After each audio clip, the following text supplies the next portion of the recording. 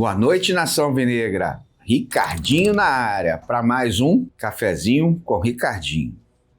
Galera, infelizmente nós fomos eliminados ontem pelo Vasco. Como eu vi vários comentários e concordo plenamente com eles, que foi uma eliminação vergonhosa, porque tecnicamente nosso time é muito superior ao Vasco. O Vasco está brigando no Campeonato Brasileiro para não cair, é o 15º colocado. E ontem ficou visível isso na partida. Botafogo muito superior, mas acabou se atrapalhando nas próprias pernas. Diferente, por exemplo, você começar uma partida ganhando e depois você manter o resultado, do que você já começar com o resultado adverso para correr atrás. Ontem nós tivemos várias falhas, que eu vou citá-las aqui. Independente dessas falhas, nós não teríamos só um culpado. Nós teríamos uma série de fatores que fizeram com que a gente não tivesse sucesso e nós fôssemos eliminados por mais um campeonato. É triste porque, inclusive, quando nós fomos eliminados pela LDU na Libertadores, eu até recomendo muito a vocês que vocês assistam Botafogo Sem Rumo, um podcast que eu explanei tudo que eu vou falar aqui, eu comentei lá, Botafogo Sem Rumo, no Ricardinho na área, no YouTube. E justamente aquela série de fatores que eu elenquei lá e vou repetir aqui. Infelizmente, esse ano é um ano para se esquecer. Um planejamento pífio, se é que houve planejamento. Declarações desastrosas do Textor e atitudes também. O campeonato só começava em abril e agora já acabou em outubro, né? Infelizmente. Eliminados de 6 competições já. Acredito que não era o momento dele desfazer do time. Ele desfez de meio time, que foi vitorioso, ganhou tudo ano passado, Libertadores, Brasileiro. Ele desfez no início da temporada, um erro crasso de planejamento. Por isso, a gente não teve condições de ganhar a Recopa, nem a Supercopa, que eram 2 títulos que eu considero importantíssimos para o Botafogo. Então, ele já abriu mão disso, de 2 títulos. No Carioca, que é a época de você montar a equipe e treinar e montar um time para disputar o ano, ele simplesmente desprezou completamente. E o que é pior, porque uma coisa que era tranquila, fácil, já garantida, a Copa do Brasil do ano que vem, o Botafogo poderia ter ganho a Taça Rio e não ganhou. A Taça Rio era disputado do 5º para baixo e o Botafogo teria grande chance de ter ganhado essa Copa Rio e com isso se classificado no Campeonato Carioca e ter se classificado para a Copa do Brasil. Agora, até isso complicou, porque já que o Botafogo foi eliminado da Copa do Brasil e da Libertadores, ele só vai para a Copa do Brasil ano que vem se ele ficar entre os 5 primeiros classificados no Campeonato Brasileiro. Então tem que tomar muito cuidado com isso, porque o Botafogo tem que se classificar para a fase de grupos da Libertadores para poder ter acesso à Copa do Brasil ano que vem. Porque se não conseguir nem isso, vai ser um desastre total. Porque aí ano que vem a gente só vai ter o Campeonato Brasileiro e o Carioca, lógico. É complicado. Essa série de erros, desfazer o time no início da temporada, com um campeonato mundial, que é um campeonato importantíssimo. Ele também fez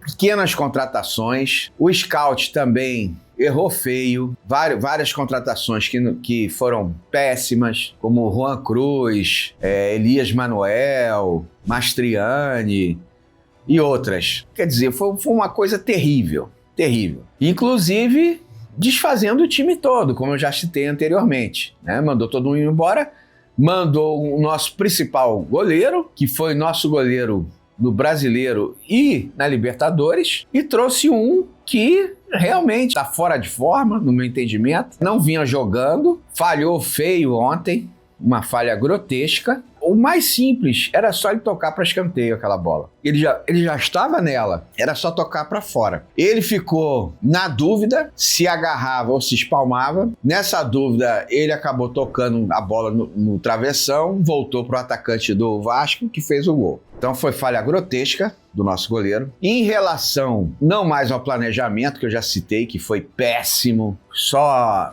desastres, só atitudes totalmente equivocadas, de scout, contratações Até as contratações, ele também errou, o Textor, porque ele disse que as principais contratações seriam da segunda janela, e a gente verificou que essas contratações também não foram essas coisas todas, como a gente viu ontem. Joaquim Correia mesmo, apesar de ter sofrido pênalti, jogou mais ou menos, mas foi mediano para baixo. Mesma coisa com Santiago Rodrigues, mediano para baixo. E agora as críticas em relação especificamente à partida de ontem. Quanto ao Alex Telles, infelizmente, coube a ele perder o pênalti, né? Depois que ele foi tão importante, inclusive batendo o pênalti na Libertadores, né? Dele ter perdido, né?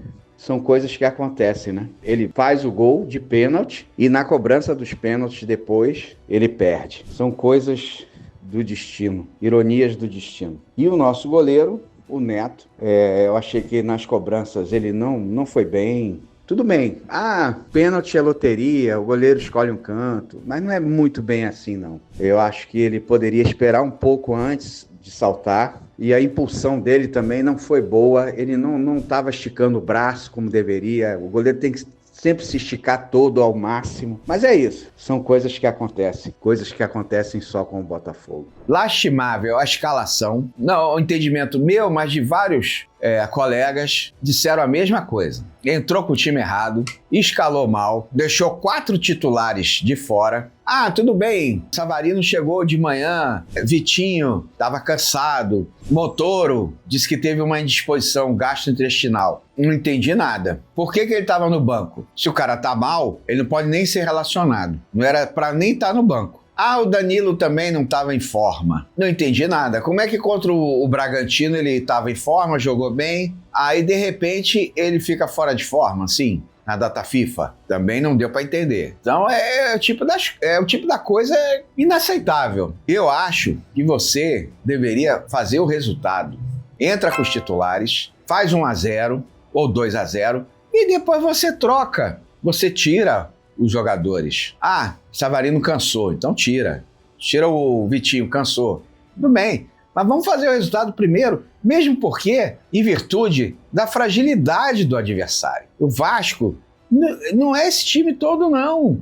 Pelo contrário, o que eu tenho ouvido bastante e também concordo, que o Vasco é um time sofrível, com certeza quase que absoluta, não deve ir adiante na Copa do Brasil, e vai ter que se segurar muito para não cair para a Série B ano que vem. Outra coisa, o Ancelotinho demora muito a substituir. Todo mundo, inclusive o pessoal do Gigante Glorioso, Guilherme, Maicon e Manuel e tantos outros companheiros de YouTube também, comentaram a mesma coisa. Por que demora a substituir? No segundo tempo, já tinha que ter mudado no intervalo do segundo tempo. Muda, bota os caras. Eu estou muito preocupado com o Ancelotinho. Ele tem demonstrado, no meu entendimento, imaturidade, insegurança, desconhecimento até do futebol brasileiro. E isso preocupa muito. As escalações mal feitas, a demora em substituições, até mesmo a atitude extracampo, ali fora. Ele não é aquele treinador vibrante que fica orientando o time o tempo todo, gritando, incentivando. Isso também, eu também acho que isso influencia também. Mas um assunto também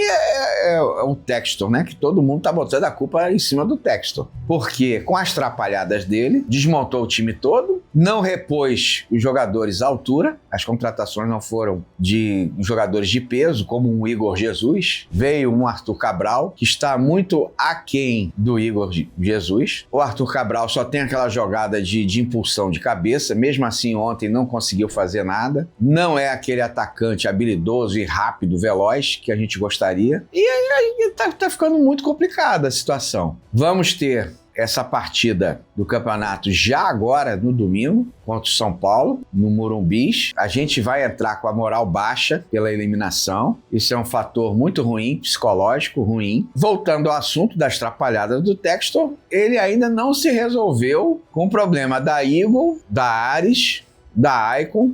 E como é que vai ficar a situação com o Grego? Se ele vai entrar para a rede multiclubes que detém o controle do Olympiacos, né, da Grécia, do Nottingham Forest. Eu realmente não sei como é que vai ficar nessa situação. Eu espero que o Ancelotinho consiga um esquema tático, que o Botafogo consiga ser mais ofensivo, ser mais eficaz, além de eficiente, ser mais eficaz, conseguindo as vitórias para que a gente, como eu falei, agora o objetivo não é nem ganhar o brasileiro, porque a gente está muito atrás. No meu entendimento, não tem mais condições de se ganhar nem o brasileiro. Mas pelo menos que a gente continue entre os 5 primeiros para que a gente consiga se classificar para a fase de grupos da Libertadores e a vaga da Copa do Brasil de 2026. Galera, deixe seus comentários. Por favor, façam o hypar, dê o seu like, nos sigam sempre no Instagram, no Kawaii, no TikTok, no YouTube e no Spotify para que a gente continue trazendo as principais notícias do Glorioso para vocês. Obrigado. Corta.